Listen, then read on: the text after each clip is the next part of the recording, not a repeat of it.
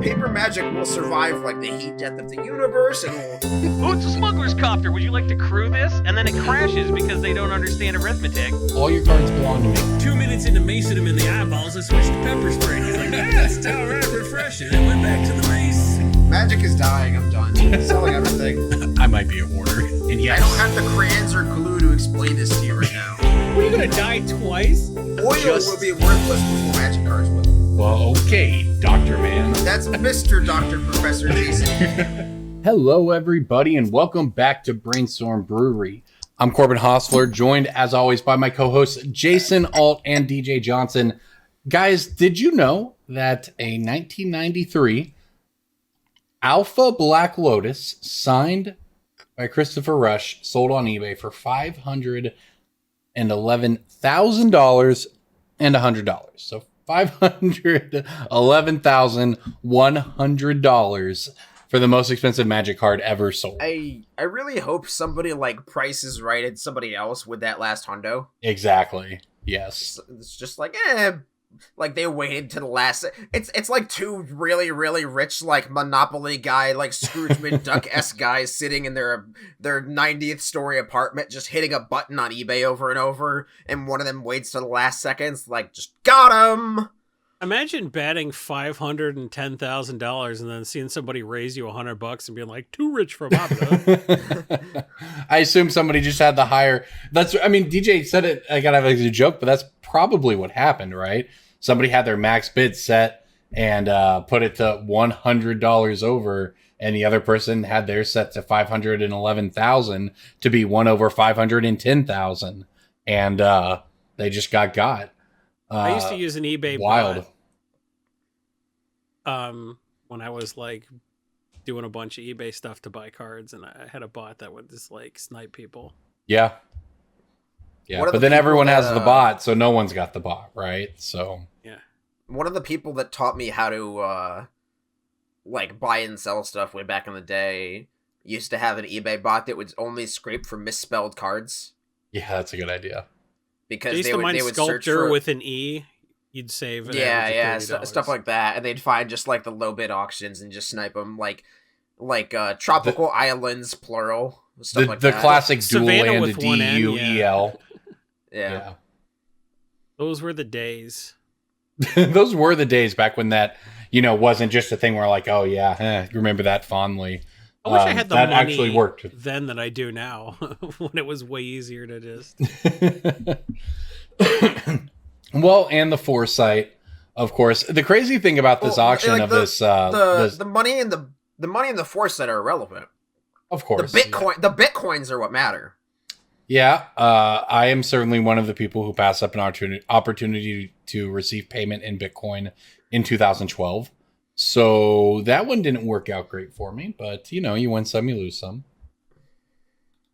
Yeah, every time you hear about like this person was paid $5,000 for doing work for Apple instead of being paid in Apple stock, and that Apple stock would be worth $212 million today, and it's like, yeah, but like how many people back then just like did something for someone in their garage, like, I'll pay you with company stock. It's like, I gotta eat, idiot. Right. Well, what's funny in my particular case is that the startup I was working for did offer me company stock, and I did have the foresight to take the company stock in addition to everything else. But then I opted because at that point Bitcoin had already spiked to whatever it was at in 2012, and I thought I missed the boat. And I was like, this guy was already rich off Bitcoin, so I was like, the ship sailed. Now I don't need Bitcoin. I want cash.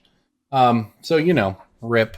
But I would have sold out a long time ago. I'd never be rich today. So oh yeah, it's everyone fine. I mean, how many people had 100,000 shares in Pets.com? Like, for every I got rich, there's a ton of people that just got paid in magic beans for doing work. Yeah, I mean, some people probably do have money tied up in useless stocks of companies that have no future and have just taken a bath on them. For instance, Gamestonks is one that a lot of people might lose money on.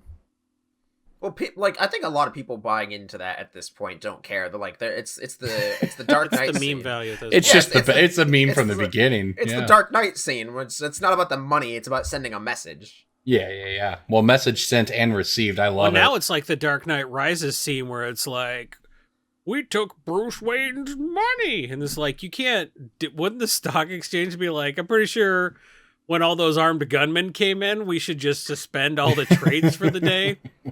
It's like, no, right after the armed gunman came in, Bruce Wayne definitely said, I want to sell all my stock and be broke forever. That's what he said that. No takesies, backsies. I'm Christopher Nolan. I don't know how the stock market works. You got him, Jason. You've exposed a plot hole in a DC Bruce movie. Wayne sold his stock. Now he can't afford the payment on his house. And they're going to shut the lights off at his house now because he sold his stock. That's how that works. I did a thing to your stock, Bruce Wayne. Now you don't have any money at all. And they're repossessing all your bats. I made Inception. I think this is how things work. That's how Christopher Nolan talks. Tom Hardy came in. He's like, all right, I'm going to do a ridiculous accent. Oh, yeah, why is that, Tom Hardy? Oh, I always do. Because I suck. All right, cool. And my favorite part about that was like this is the voice. That was the second take. They had to redub over every little bit of dialogue that Tom Hardy did because he did a whole movie and they're like, that's not quite right. And so the like ridiculous cartoon voice you hear in the movie was what they thought was better. They did 2 takes and that was the best one. I love that because like, I want to hear what it sounded like before where they're like, I'm going to kill you, Batman. They're like, that's better. Go with that. Like, I can't imagine what it sounded like before. I didn't even know Can that, you actually. guys? That's a nice piece of trivia about that movie. I was unaware of that. Bane! I'm gonna get you, Batman! Ooh! Wait, You better wait, give was me he a spanking, Batman! was he a Doki Doki voice actor? Well, the interesting thing about this Lotus is that we saw the price. At one point, it was auctioning at $1 million because apparently the way eBay works is that you can just bid whatever you want, whether you have the means to pay or not. And there's apparently not a punishment for that. But apparently they were able to like go and like fix that. So apparently like eBay knew that like people were troll bidding. So I don't know, man. Well, it gets more publicity, right? Like it doesn't like if 85% of the population doesn't know how that works, then it's advantageous for them to let people shill bid.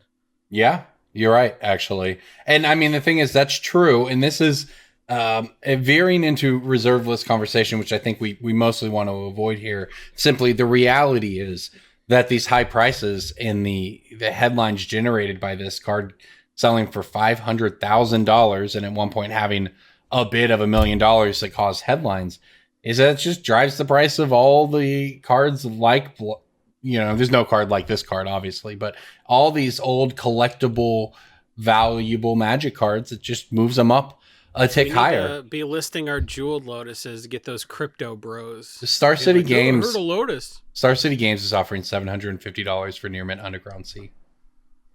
That's not the highest I've seen a buy list for an Underground Sea. That's wild. Like, where are you going to find a Near Mint Underground Sea? I mean, sure, but I mean, Vegas, just the baseline is. It was 2018, right? It was Vegas 2018. There was the year that bubble was like. I remember there was a. Were the prices that high though? I remember Underground being 800 at one booth at least. Wow, very very strong. I mean, everything's gone up.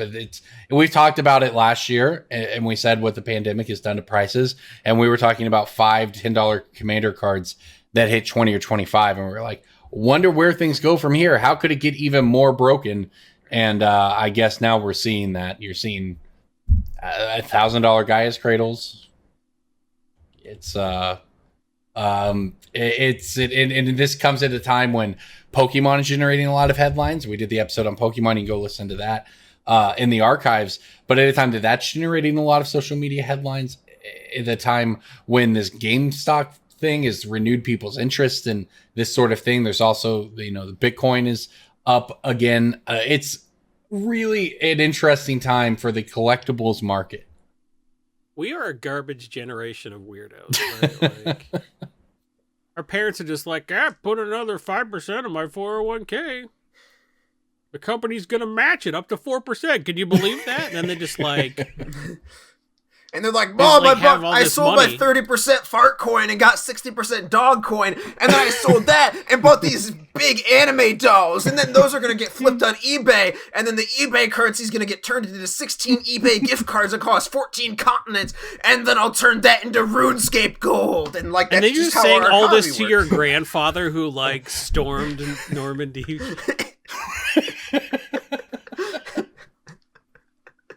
Came home, like, got a house in the suburbs, got the Montgomery GI Bill, and his grandson's trying to tell him about. Fart I mean, coin. that's not more to make real than you. Eye contact with his wife Yeah. with a pillow.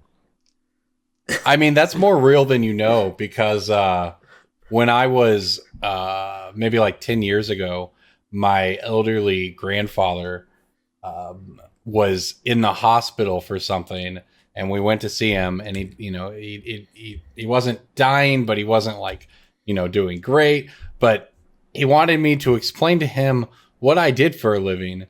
And you're right. He was somebody who was like injured he worked in a mustard gas plant factory thing, right? And he was injured in an accident in the war. And it's like, yep, that's exactly how I felt trying to explain to him what an esport was and the finer points of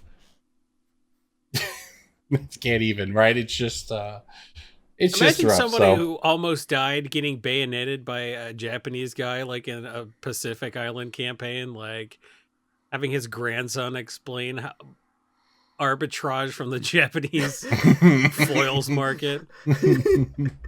Yeah. Well, this Alpha Black Lotus sold for $511 and $100,000. So, and $100. Yeah, $100. Yeah. So the crazy thing is, this won't even be the highest Magic auction on eBay in this time period, because someone else put up what can only be dubbed as a super collection, and it was listed, I think, at 1.3 or 1.4 million or something. It was complete sets of things like Legends of the Dark, whole bunch of graded duels, power, anything, you name it. I mean, a couple $1 million in Magic cards. Those cards must have cost hundreds of dollars back in the day. Yes. And what's crazy about it is because the Black Lotus, the Alpha Black Lotus signed one was put up by an auction company, and somebody knew what they had and went through the auction company and so on. The other one is somebody just listing and writing their own description, and they go into meticulous detail about how this is raw dogging it. That's crazy. I collected these Magic cards for 28 years. I just always wanted to. This is a lifetime I put into this, and blah blah blah, and on and on. And this is just a guy who for 28 years bought and collected Magic cards, and is now going to sell them for 1.5 million. Probably get 1.3 million or something after it's all said and done, minus taxes. Have $500,000 free and clear to retire on. Not bad. So I have my own expensive stuff, and it's kind of getting to the point. I've seen some people talk about this. Do you almost feel too much money to just leave in an airport? Yeah. Do you almost feel guilty? Like I have a binder of Magic cards that are worth a lot of money, and now they're just worth almost astronomical amounts, and it almost literally does feel like, is this supposed to be in a safe somewhere? Like, this is the most valuable thing I have. Like, this is worth more than both of my cars, like what do you, I don't know how, it's so weird, concerning. I don't know. Well, I think there was a post on Reddit today where guys like, this stuff is worth more than I like to have. People are getting nervous just. Yeah. Like, it's just, do you sell it when you like, if you had the impulse to sell 5 years ago and you're like, maybe I'll hold. And then you saw how much more it's worth now than 5 years ago. Do you really want to sell ever? I mean, this is exactly what the Bitcoin argument is. Yeah. Yes, you do want to sell. Now to DJ? No, just like it's the EV of selling like and a net positive is just better than losing out. Like I just. But do you think people are? I mean, the question is if you think people are going to lose out. If you're just a player who has a legacy deck or a couple, and you have a playset of Tundra and a playset of Underground Sea and a playset of Volcanic Island, apparently that's $5,000 or more, whatever. That's probably $8,000. When do you think you're going to play that again, Mr. Volcanic Island player? When do you think but that's what I'm saying though. Like they bought them to play with them, right? I mean, if you're just uncomfortable carrying around $8,000 in your pocket, it is weird. Like, what are you supposed to do? Then you sell it. That? Like that, you remove that. Like, if you're like, oh, this makes me feel weird, I don't know what to do. Then you remove the thing that causes that feeling. That's how like cause and effects work. Like, and then you can't play Legacy. Yes, you can. Legacy deck's like a finger in the ass. If it's making you feel weird. If you have a stack of basics and a Sharpie, you have a Legacy deck. If you have a Moto account, you have a Legacy deck. Like, I mean, maybe somebody wants to play at F&M, man. MTG like, Finance Podcast is endorsing proxying. We are not, number one, we're not a Magic Finance podcast. That ship sailed. If you have a lifestyle. That raft sailed years ago. Unlike ours. And number two, like, if you... Like, when are you going to play that Legacy? When are you going to play a competitive paper Legacy event in the next, I don't know, 100 years? 2023. Well, maybe they want to in the future. Maybe they want to when COVID's over. Like, look, I understand. Like, you're obviously right. It's just, such a surreal situation. $8,000 to play in a Legacy deck? Like playing a Legacy event, because if you hold that deck, not if you sell it and buy it again, if you hold that deck, you're still paying $8,000 to play in a Legacy event. Like, that's what you're doing. You're willingly putting down like that Breaking Bad style suitcase to play a Legacy event. That's what you're doing. It's dumb. When was there a suitcase of Breaking Bad? I don't know. I only saw the last 3 seasons. There's never a suitcase. Okay. Cool. I've never seen the show. I don't even know. I'm not embarrassing myself if I don't care. Like, no, Corbin's embarrassing. You've never seen Breaking Bad? I only saw the last 3 seasons. Goodness. I came home from college on like winter break and my brother was halfway through it and I said, should I start from the beginning? He's like, nah, you didn't miss anything. I was like, okay. He didn't miss anything. So why don't you just not watch any of it coming in the last episode? Yeah, I didn't miss anything except the entire show. I'm saying that I'm just simply saying that I can sympathize with players who, it feels weird. You maybe it's not it's not a choice. Maybe you signed up for, and that can be hard. So, but it's also sorry about this your question, money. right? That sounds really hard. Right. Yeah. Well, that's the other thing with the Bitcoin comparison. Like I said earlier, I would have just sold my Bitcoin and made money, but not been a millionaire by keeping it to today or whatever. That is the objectively correct decision to make, is like sell when you make money and then find the next thing that you sell them. That's what this entire podcast is based on. Like whenever we get like a $1 900% for the next guy, right? Whenever we get a $1 spec and then it goes to 4, people ask us, they're like, should I sell? We say yes. Like you don't say, oh man, wait for it to go to 8, wait for it to go to 10. No, you just say sell and make money and then find the next thing that makes you that money. Like that's all this is all about. If you're into churning, if you think you're only going to be right once in your life, like the people that are like, ooh, should I hold, should I sell? They think they like hit a thing and they'll never be right again. If you think you'll be right again, just buy more stuff. And here's the reason we're not an MTG Finance podcast where we talk about speculation. The money we make is not sexy.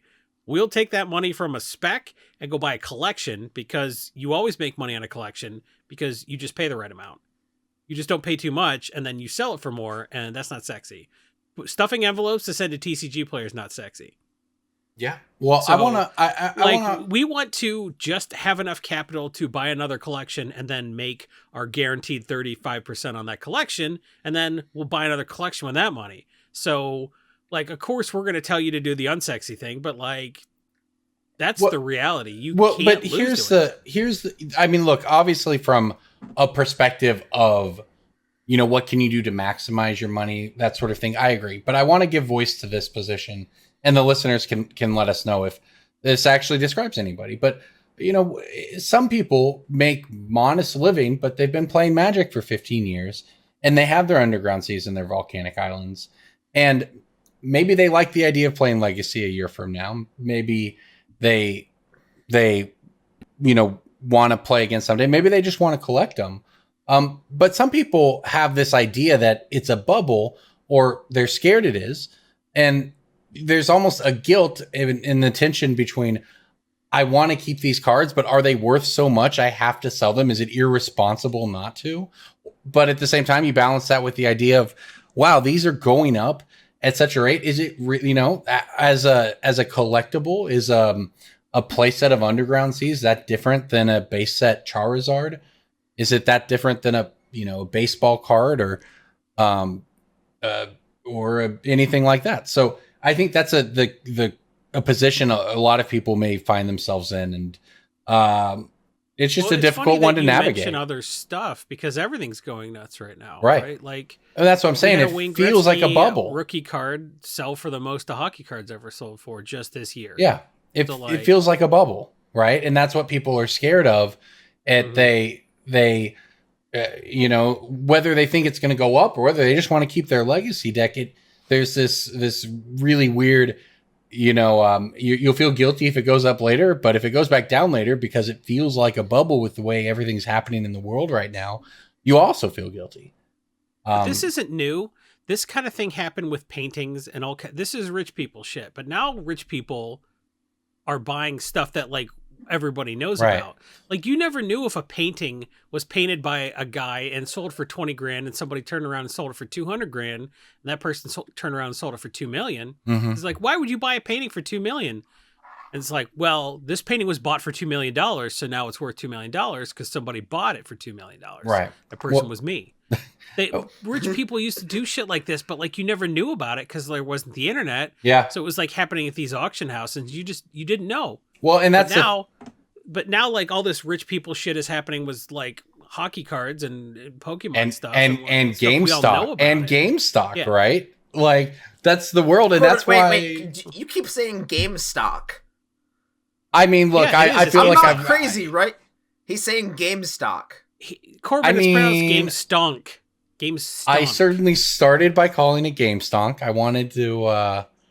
All right, I should have just called it Gamestonk every time. I'm sorry. But you're saying Gamestock. And like that's wrong on both fronts. You can call it Gamestock. Listen, I'm all for the portmanteau, okay? So like that's fine. I don't have a problem with him saying Gamestock, but Gamestonk is funnier, so he should be saying that. That's the only problem I have with I agree.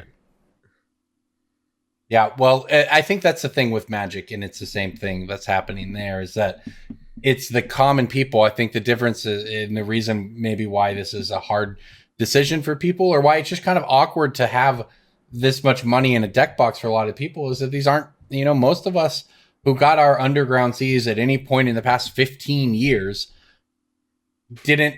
I sold a playset for $200 in 2008. Yeah, it's like, this is not what I looked at my eBay sales weird, from like right? 2007, 2008. It's brutal. $120 for a playset of Rebecca Therese Nielsen signed Forces Will. Like $120 for a playset of signed Trops. Like $200 for a set of Underground. Like, it's brutal. But like at the time, I would rather have the money than the cards. And that was more than I paid. So whatever. So like, yes, and that's the correct. All I'm saying is, at some point, you got to choose the Bitcoin. No, and that money financed me being an irresponsible piece of shit for an entire year. I didn't have a job for a whole year because I just sold Magic cards. I was buying boxes of Unhinged, yeah, because they were like $40 on eBay, and then you would just bust it. You're like, oh well, here's 36 dual lands, and some of them were foil. Or full art basics. Some of them are foil. Like, just like, oh, if I'd hung on to all that stuff, like I would have so much more money now. But like, also I got to be a piece of shit for a whole year. You can't put a price tag on being a piece of shit and worrying your parents for a whole year. Yeah, right? Quote that one. Yeah, I mean, there's also the fact that like a lot of people who bought dual lands did so under this literal hope, and Yeah. I bet a lot of those people are just suddenly having this weird, like, memory wipe and forgetting that they plan to sell them because they suddenly have, like, this delusion of grandeur of, like, it'll triple again. Like, no, just sell it. Like, this is a $3,000 card if I just wait until 2036. Well, climate change will make sure there is no 2036. You should sell the cards now and invest in a water filter. I'm telling you. You can buy an entire 50-gallon drum full of dried beans. That'll be way more useful in 3 years from now when there's a climate apocalypse. So, like... Well, and we know... Bitcoin's cool. Use your Bitcoin to buy magic cards. Use your magic cards to buy ammunition. We should all be doomsday prepping. This is now a doomsday prepper podcast. Okay. Sure thing. Sure. Did you know if you cover an egg in petroleum jelly, you can store it at room temperature for up to a year? I didn't. You know. Now I know. Thank you, Jason. What I also know is that it is time to move on to breaking bulk. Breaking bulk time. Breaking bulk time. Break. Oh, yeah, breaking bulk. There's so much good stuff. It's a pick. Breaking bulk. The end. Dun, dun, dun. I'll start. I've got a. What was that? What was that? Dun, dun. It's breaking like bulk. Yeah, what is that? It's like is that a Zelda unlock? Is this segment of the Pick podcast just like something you unlocked? It's a transition, right? You know, it's a flawless transition, right? A really smooth one. Breaking bulk. That's what that was. It's time for breaking bulk. Breaking bulk. No one watched the 18 but me.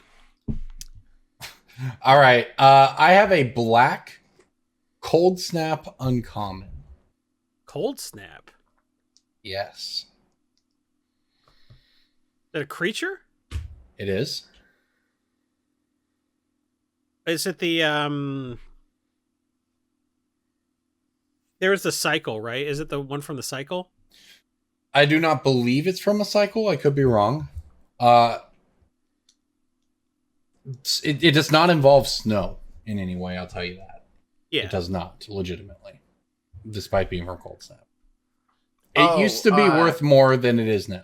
It's the knight with the activated abilities. Yes, it is Stromgald Crusader. Yeah. 2 black, it's a 2/1 pro-white zombie knight, 1 black against flying, 2 black against +1 until the turn. This didn't go it is worth $1. The brawl deck?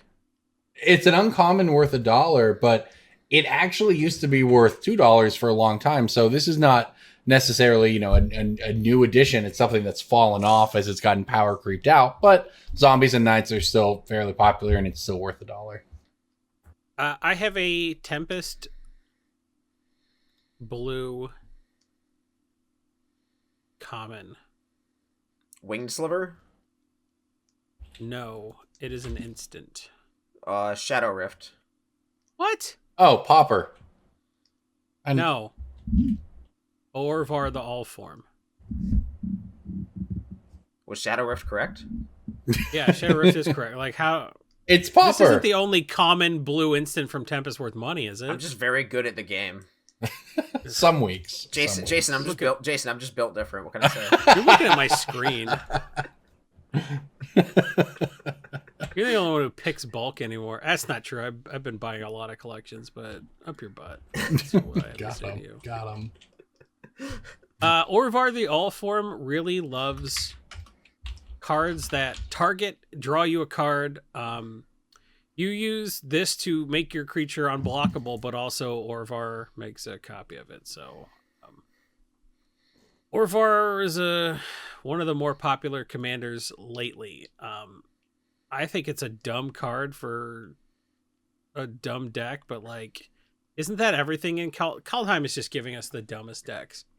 Giving us Turgrid, which is dumb. It's giving us the poison guy, which is dumb. It's giving us this, which is dumb. Like, you have your choice. You can build any dumb deck you want. Kaldheim has some powerful cards. Can I ask, like, I want to ask Mark Rosewater personally why they didn't, like, why the poison guy wasn't the first card they previewed in the set, and then they just waited 2 weeks for everything else. That would have been great if they were just here's one card, wait 2 weeks for the rest. Like, I mean, they got a little hosed, I think, obviously by the Vorinclex leak.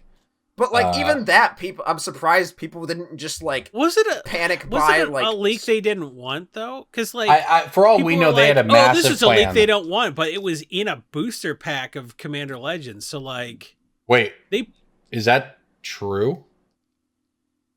Yeah, there's almost every set there is a card that leaks because it was in a booster pack of the previous set. My understanding is that that's pretty.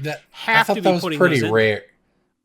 I was under the impression that was pretty rare these days, and they did used to do that intentionally. They used to be big about guerrilla marketing because that was the buzzword, and they would hide all this stuff. I thought they stopped doing that. I think they had said something about if you see a card in the set before it, it's a mistake because it happened with a core set or something. I could be wrong. They may have also changed it up for this, right? There's I first saw could be changed from set to set. The high-end MTG Facebook group, and the person who took the picture said they got it in a pack of Commander Legends, or maybe it was Zendikar. So interesting. Okay. Well, maybe it was on purpose. They're still doing that. They may say they're not doing that, but like, it's a good idea. That's just another level to the guerrilla marketing. Guerrilla marketing. I mean, the marketing team changes over Wizards every couple years. If they admitted it wouldn't be guerrilla marketing. Like you never. Right. You're right. Well, for what it's worth, maybe the whole thing. Red Dawn admitted that they did the attacks they carried out. So like, okay, so MTG Finance is not the movie Speed. It's the movie Red Dawn. I changed my mind. So if you give me any concept in MTG Finance, I can tell you how it's the movie Red Dawn. The reserve list card spiking. So reserve list card spiking is kind of like in Red Dawn, where they snuck into the prison camp where all their dads were being held, and then they threw the grenade in the air intake on the Cuban jet that was there. So like the spike in price is the fact that like there are fewer jets because they blew one up with a grenade. So like there was a finite supply, but then like the demand for planes went up, right? So they 4 out of 10. They basically put market pressure. Blowing up a plane is just market pressure. That's all it is. That sounds like an Elon Musk quote for some reason. Yeah, it is pressure. DJ, have you ever Planes seen that movie? Exploding is just market pressure. I meant for that rocket to explode, so my stock I was like, rockets price would go exploding up. is just stock and demand. I have never seen the movie Red Dawn, though. Nor have I.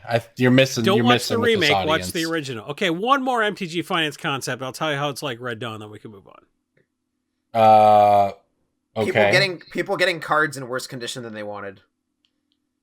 Well, it's kind of like in Red Dawn where they went to that house and they're like, "Oh, we got something for you in the basement," and they thought it was gonna be like weapons or food or something like that, and it was Leah Thompson and Jennifer Grey, and they're like, "Oh, it's some girls who don't know how to fire a machine gun now, and we gotta take care of them," and eventually, those women ended up being capable fighters in their own right in the guerrilla warfare, but initially it seemed like they weren't the condition that they wanted. They were expecting food or weapons or maybe a radio, and it turned out just to be some girls they wanted to keep safe. So like, they didn't get what they expected, and it turned out fine when you're like, oh, well, it turns out this LP Underground Sea is still worth quite a bit.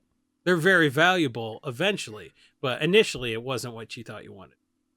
That one was better. I'll give you a 6. Better. Much better. All right, DJ, what's your breaking bulk? I've seen it.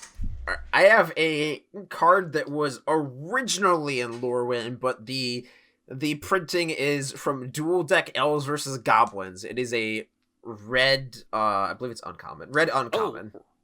Release the ants. Card. Yeah, so it's from Dual Deck Goblins. It's not from Dual Deck Elves, I'll tell you that much.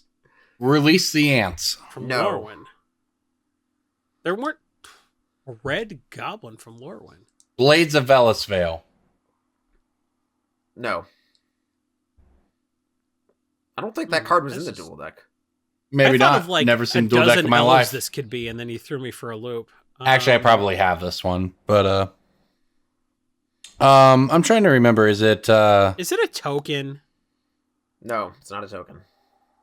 It's a red uncommon. Is If it was a token, I wouldn't have said it. Wait, it's a red uncommon? Red uncommon, Uncommon? from Goblins versus Elves.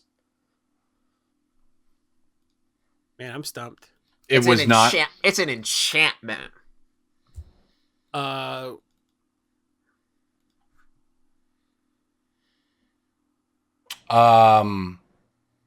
Wait for it.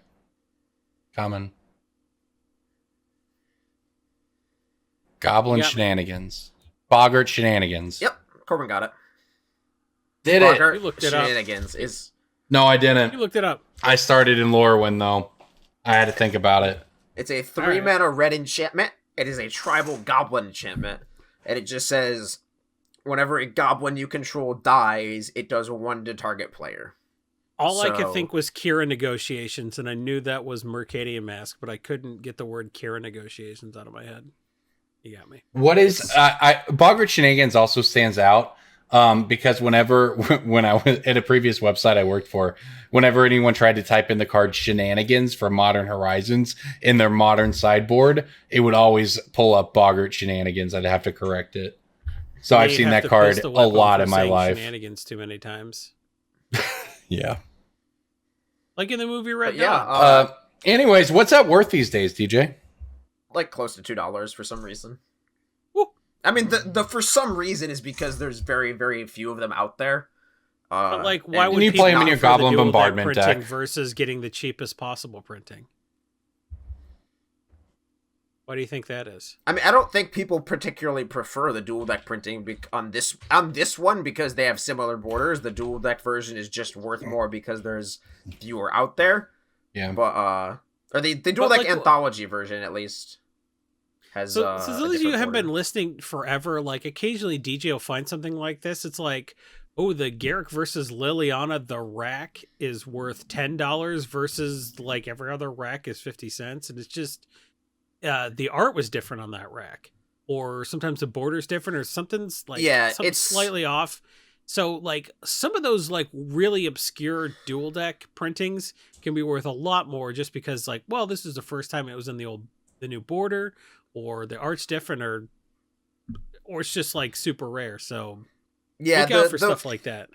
The rarity is usually the big one where like there's just so few copies of the dual deck anthology out there for single versions that like just single specific cards from those sets end up being worth a lot more just because of search engine optimization, and a lot of the time when people just like Google with their giant Cheeto encrusted fingers like for a card name, then they hit the enter button a bunch of times on the Amazon link, and then they get the card, and then it's sucked out of the vacuum of space and it no longer exists in the supply. So like that just means that there's so few copies of the dual deck version out there compared to even something like Lorwyn where you would think that there's a low supply, but nothing is as low as the dual deck anthology supply, or like the Plane Chase 2012 suppliers, just random one-of products like that. I do remember. I love Plane Chase 2012. I went to the pre-release for that. That was such a fun product that no one cared about. Card Guard and MTG proprietor Douglas Johnson, everybody wants you to take your Cheeto encrusted fingers and go over to his TCGPlayer store, you stupid monkeys, you absolute animals. Buy from Card Garden, you stupid morons. We're going to move on to a question from one of our listeners next, but before we do, we want to talk about our friends over at originalmagicart.store. It is the best place on the internet to go if you have someone in your life who loves some of the art of Magic and wants it on a print, on a playmat, anything you can imagine, you can get it there. You can even get in on some pre-orders and help some fill. A part of all the proceeds go to support the artist directly. And if you want to help support this podcast, you can use the discount code BrewCrew at checkout. We really, truly would appreciate that. If you, like us, have been looking at some of the art over at originalmagicart.store and want to find ways to bring it into your life. So if that's something that sounds appealing to you, we just ask that maybe you'd use the BrewCrew code at checkout and definitely go support them. It's a great cause. So now we're going to move on to a question from longtime listener and sponsored streamer, Joey D. I think we're going to move on to a question from one of our patrons next. But wait, that's actually not true, though. He's a sponsored streamer, isn't he? We have never mentioned that we sponsor his stream, and he mentioned that to me a while ago. He's like, hey, you guys give me money, and that's cool, but don't you think you would want more people to watch this stream? And that's true. Death and Stuff on Twitch, a.k.a. Joey D, a.k.a. Skip's Leg Day, is our sponsored streamer because we believe in him. And we think that someday he's going to make it big in the competitive MTG scene. But just for now, he's just grinding on Twitch. You should check him out. Twitch.tv/death_N-stuff. Okay, so Joey's question is, he says, TCGPlayer has been inconsistent with ship times and card grading quality. I've received 3 orders now where the cards were LP, not near mint. I ordered near mint because I want near mint. A partial refund doesn't satisfy me.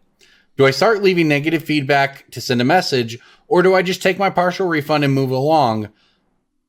I'm tired of not getting near mint cards that I order. You know what? That is a very understandable frustration. I think it probably comes with an equally simple answer. DJ? Well, there's 3 parts to this. The first is that you are saying that they are inconsistent, and that is because TCGPlayer is a marketplace that hosts a number of sellers. So you are likely buying from multiple sellers that are each inconsistent in their grading and ship time and all of that. So, like, if you want consistency from TCGPlayer, you are recommended to buy from TCGPlayer direct. I have heard that the quality control has been slipping from that department as well, but that's at least consistent slipping in quality control, so there you go. And as for, like, receiving cards that are LP and not near mint, that is a function of TCGPlayer allowing anybody with a phone number and a bank account to set up a store. Most people have phone numbers and bank accounts. It's scary, and those people can also vote. So that's an issue right there, but that's a whole other thing to go down. And as for what you can do about it, well, you first, the correct thing is always to message them and inform them of the incorrect grading, and attaching pictures can also help, because a lot of sellers' immediate response is, no, I'm very good at card grading. I'm the best. I have all 10 gym badges in my card grading league. How dare you question my authority as a 60s sales seller? So you can just, like, make an Imgur album and just have that little link. Nobody makes a stronger case against TCGPlayer than DJ. Yeah. TCGPlayer advocate and former employee. I mean, I'm also a seller on TCGPlayer. Like, that's the best place to be critical of something. That's what you get for not buying from me. Well, Joey D. This you is should have bought from me directly. Speaking of direct, I asked him if he's ordered direct or not, just as a follow-up, and he said direct orders take too long. This last order was not direct. That is a Louis DeJoy question more than a TCGPlayer direct thing, I think. Yeah, and look, it's one of those, not to make it into a meme, but it's one of those things where it's like, here's 3 things you want, pick 2. You know, if you want the consistency, it's probably going to take a little more time through direct. Yep. Even if Direct's, that is Direct's inconsistent. Like, Direct's whole thing was that they are fast and accurate, and you pay more. Like, it's fast and accurate, but you pay more. And like, I have heard, even pre-pandemic, pre-DeJoy aside, like, I've heard that the speed and accuracy of TCGPlayer direct has slipped a bit, but I mean, the correct protocol, I would say, for when you receive an order that is not in the correct condition or not as described, is to first message the seller, include pictures of the condition if it is that bad, or visible enough to get on camera, and then message them about it, say, hey, this isn't what I ordered, this is what you sent me, and then if they respond negatively, then you can escalate that, and you can send that message to TCGPlayer and go about the process of getting your full refund, because chances are, if they thought they sent you a numerate card and they didn't, then they don't have any in stock that are up to your standards, so you're going to have to go through the process of getting a full money back thing and then going to a different store. And the best way to avoid that in the future is to buy from named sellers who have an established reputation, who are known for getting things right the first time. And you can also just not buy from that. You can make a mental note and not buy from that seller in the future. Like, Reddit has these crazy blacklists they make where it's like, oh yeah, we compiled the names of 300 TCG Player stores who have wronged us. Dun dun dun. The death note of Reddit. Like, whatever, but like... I don't know. I think... I think people have tried. Yeah, it doesn't work. It's not a real... Like, everyone wants to be the one that has, like, the big death note list, but like it's never, like, no one's even really tried a list. Everyone just does individual posts. It's like, don't buy from, and nobody really cares. They're just gonna get on TCG like, Player and buy their cards. Yes. Yeah. No one cares, right? Yeah. Maybe you don't go from TCG Player. You'll pay more at a different store, but you'll know you're getting near mint. And TCG Player, people buy from because TCG Player is usually the cheapest, because the marketplace encourages competition. There's a race to the bottom because sellers want to be the first one to sell the card because they're the cheapest. And you don't always get, like, you're getting a crapshoot with like people who have, like DJ said, 60 sales. They're doing their own grading. You're going to pay more from a different store, but you're going to get everybody involved in the process does this for a living, versus TCG Player will have more hobbyists. That is all true, and I think the most important takeaway from this is to not be the specific kind of person that says, this Targamoif has a tiny little curl, 1 star, and just... All right, well, this is also going to be an interesting thing to see if anybody else feels the same way, and if there's another marketplace that opens up in the future with some of the rumblings we've heard going on, there may be some competition there. You'll see people take steps forward. But let's talk about his specific question in this instance. Should he leave negative feedback in that circumstance? Should you be happy with a partial refund? Should you send the cards back? I mean, what's probably the best way forward for everyone involved? It is the seller's responsibility to provide the envelope/shipping label for the full refund, if you are not satisfied with a partial refund. I would not leave negative feedback unless the seller is, what's the word? Just very, very... belligerent. Yeah. I would not leave negative feedback unless the seller is very belligerent or uncooperative specifically. If they're willing to provide either a full refund or a partial refund, or just replacement or whatever, if they're willing to work with you on that end in any capacity, then they are worth the 4/5 stars. 3 is where it gets it. Like 3 is the TCG Player cutoff, or where they get marked or whatever. But so when I sold TCG Player, if the card was under like $5 and I made a grading mistake and someone wasn't happy, I just gave them a full refund and let them keep the card, because nobody wants to go to the post office or whatever. They don't want to mess with sending the card back. So, like, if they're willing to do that, like, there's no reason to give them negative feedback. It's just sort of like, I screwed up. So, like, I guess you save the negative feedback for someone who's like, no, I'm the best grader. You're an idiot. Yeah, that's probably what I would recommend as well. And like, if it's a hassle, like, that's different. But like, for the most part, TCG Player sellers don't really want the bad feedback, and they'll go out of their way to help you out. So yeah. All right. Well, thank you for sending that in. Everybody else listening, feel free to send in your questions. brainstormbrew@gmail.com. If you're a patron, I promise we'll read them. Corbin, don't say feel free, because that gives them a choice. You have to tell them. I demand you send us emails. Yeah. Ask us questions. We'll answer them. You can go to patreon.com/BSB if you really want to make sure they get read. All right. It is time for everyone's favorite segment, Pick of the Week. Pick of the Week. Pick of the Week. Pick of the Week. Time for the Pick of the Week. And before we get into our picks, we want to talk about an exciting new partnership we have, and that is with our favorite go-to for all card prices that we have preached forever on this website. It's mtgstocks.com. We use it for the interest page. We use it for the to look at sets when we play Breaking Bulk. The website is incredible. It tracks prices going back forever. It has completely altered and changed the way Magic Finance has worked. And we're excited after so many years to finally be able to actually work with them. So mtgstocks.com is your go-to place for all of these card prices that we're going to talk about. So please, go use that for your information as far as card prices. You have every analytic you want on there, all-time highs, all-time lows, market price, median price, foil prices, anything you want, all in a chart. It's beautiful data, and that's what makes this whole Magic Finance thing go. Can switch currencies too.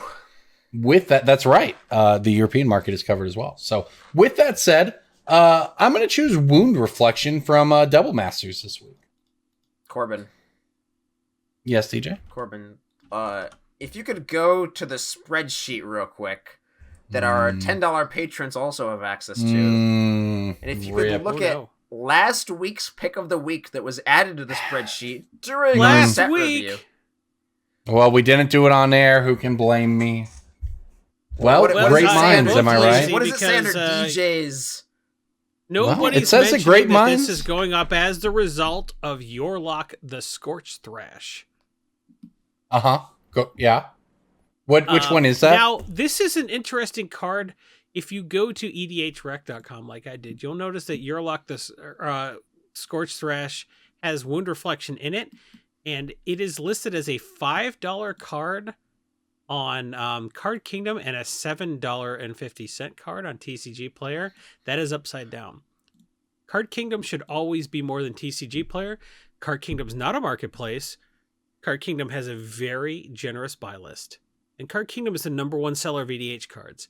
Anytime some site with those three factors is charging less money than TCGPlayer, which is a marketplace of competition, that lets you know that whatever is going on with Card Kingdom's analytics, there's something off.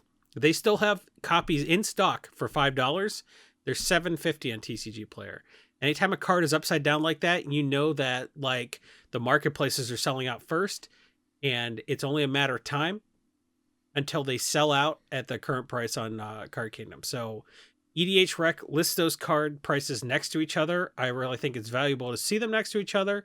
And anytime the card is cheaper in Card Kingdom, that gives me pause. Wound Reflection is an example where it's a full 50% more on TCGPlayer. So something to think about. I'm not saying go buy out Card Kingdom, but I'm not saying don't either. All right, there you go. DJ? That's something that my spider sense tingles every time I see a card is more on TCGPlayer than Card Kingdom. And that should be a thing for you too. You should train yourself to notice that. You see the prices side by side. The price on the left is higher than the price on the right, or is lower than the price on the right. Something's wrong. So this is a card that I have held very close to my heart for a while now. Ever since it came, it was way too expensive when it came out, but I've kept my finger on the pulse of it for a while, and it's finally gotten beaten by reprints to the point where it's worth buying. Deep Glow Skate from Double Masters is very, very, very, very cheap right now. DJ. What? I just wanted you to check the spreadsheet, DJ. Last week. Whoa! 125, 2021. I had Corbin, I had no idea. Wow, that's such a coincidence. DJ's man, doing we a must bit. both Is be. DJ doing a bit? He's doing a bit. Are you doing a bit? That's so wackadoodle. Are you doing a bit? Are you doing a bit? We picked each other's cards. Oh my god, we're like besties. Jinx. You're the worsties. Double Jinx, you owe me a Coke. Guess who's got a real pick of the week? It's me. Hi, I'm Jason. I have a real pick of the week. I have a card that's $1, but won't be. Look, in a world,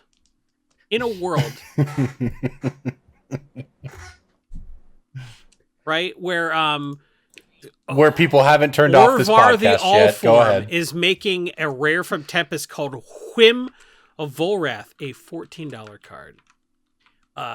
Whim of Volrath is a rare from Tempest, so not a lot of copies, and it's been a bulk rare forever. That's a $14 card on TCGPlayer just on the back of Orvar. So when you have something like Whim of Volrath that has buyback and like just targets a creature so you can make a copy of it with Orvar, the fact that Glamour Die is still $1. Glamour Die has Retrace, which is it's buyback, right? Let's be honest, it's buyback. It's kicker. It's kicker.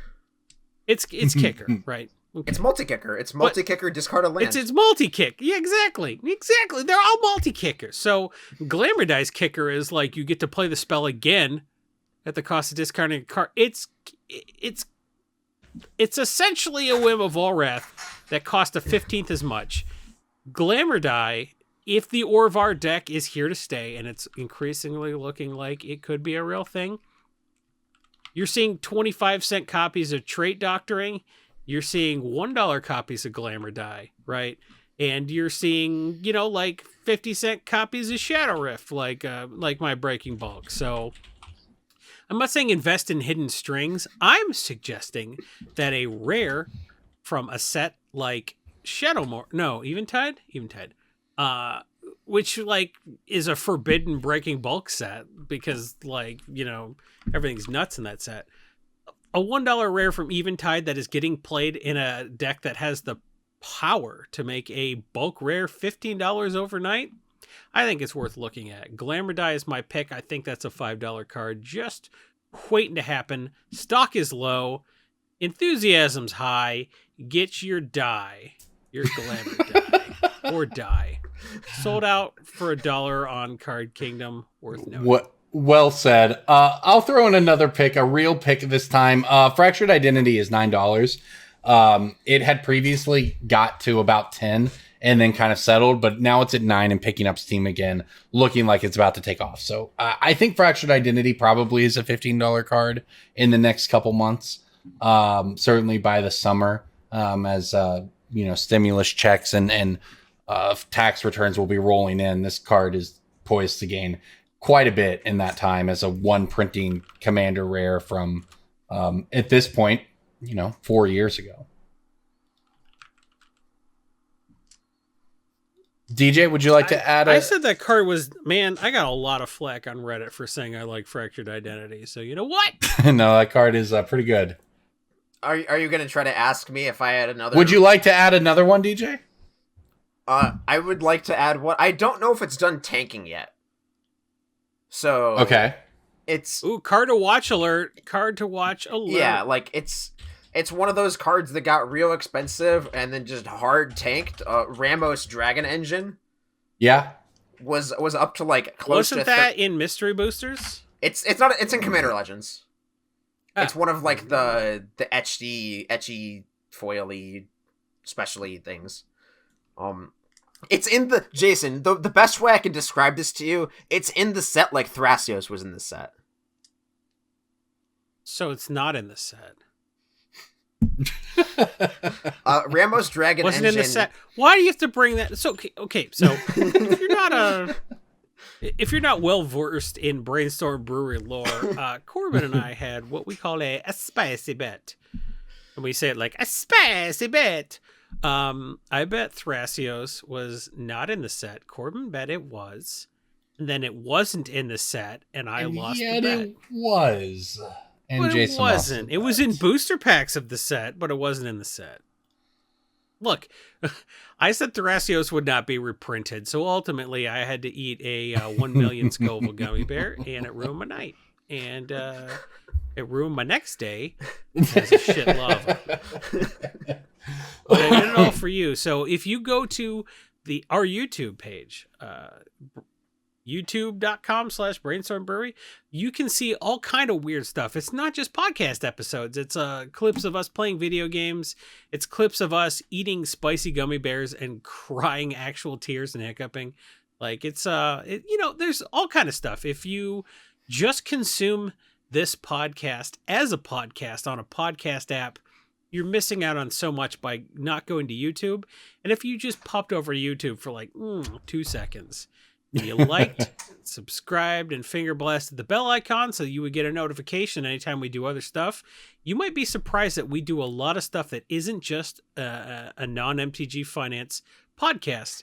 We are a multimedia brand that is bent on world domination and making me weep my actual real one single tear out of my mouth when I eat a spicy gummy bear. There's all kind of stuff we do, and it costs $0 and 9 seconds to like and subscribe and hit that bell icon. So if you're thinking, hey, I'd love to support Brainstorm Brewery, I'm not going to give them any of my actual money, that's absurd.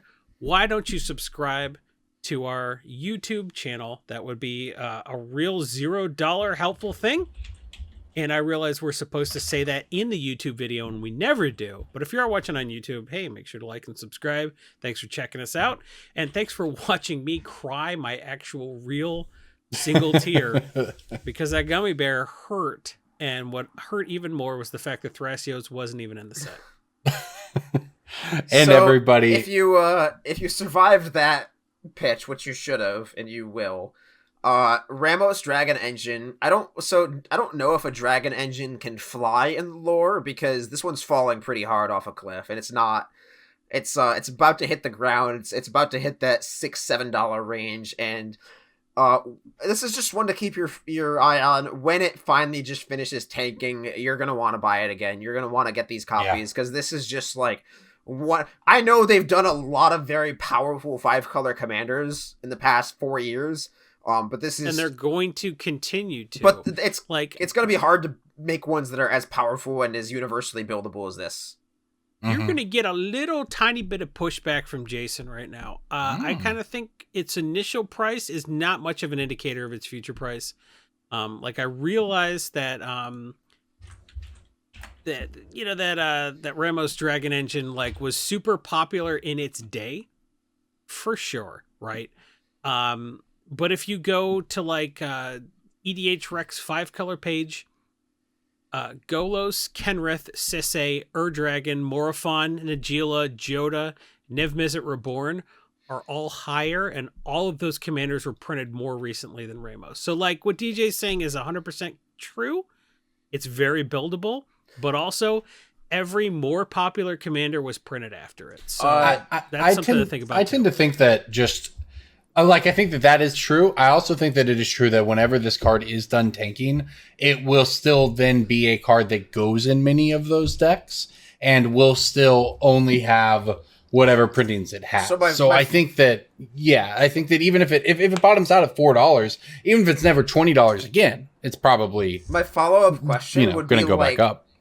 I mean, I don't know if you have the data for this, but where was it on that scale or power ranking or numerical ranking or whatever in summer of last year, because that's when it spiked to $30 as after all those cards were printed. Mm-hmm. Well, if you go to Ramos Dragon Engine, you can look at it as a commander and as a card. Yeah. And as a card, its top commander is Ur-Dragon, number 2 is Scion, number 3 is Joda. So nothing recent has it inside the 99.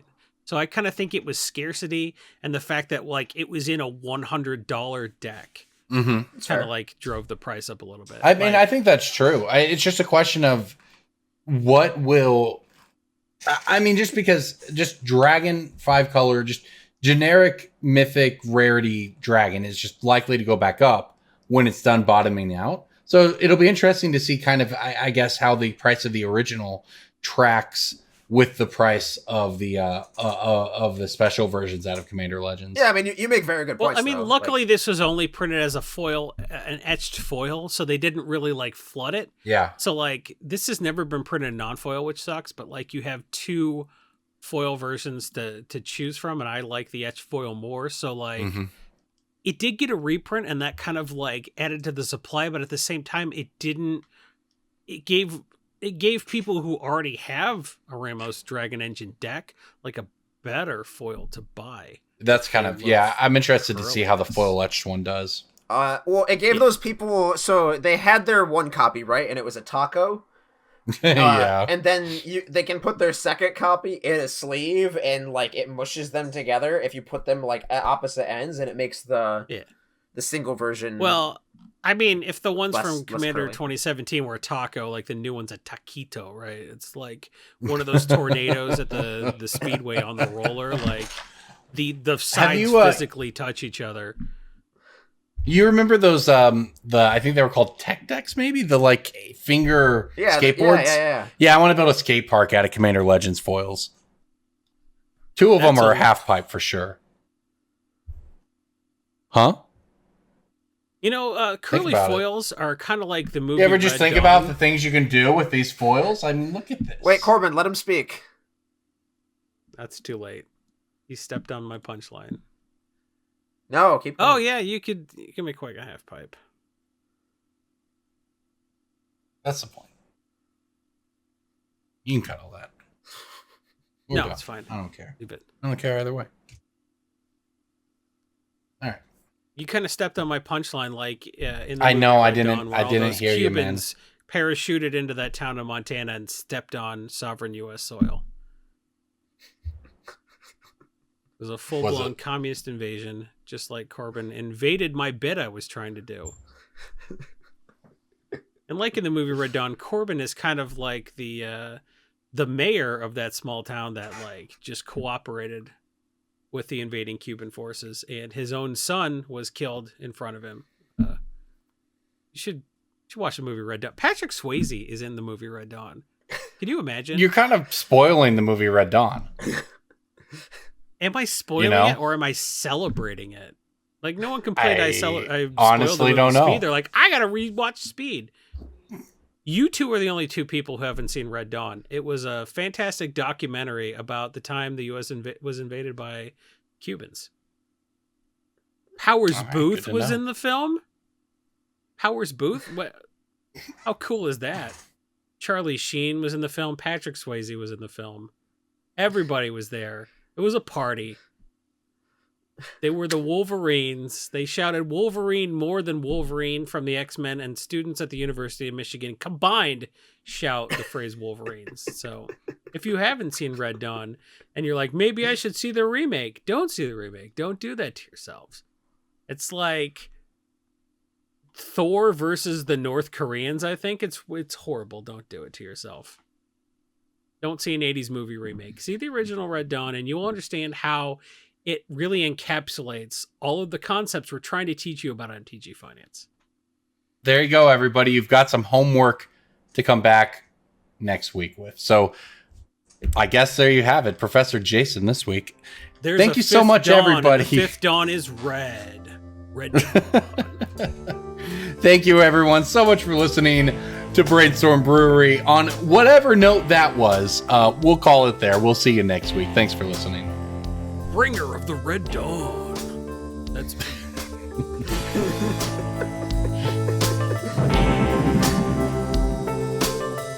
Red Dawn. Dawn Johnson, Miami Vice. Black Vice.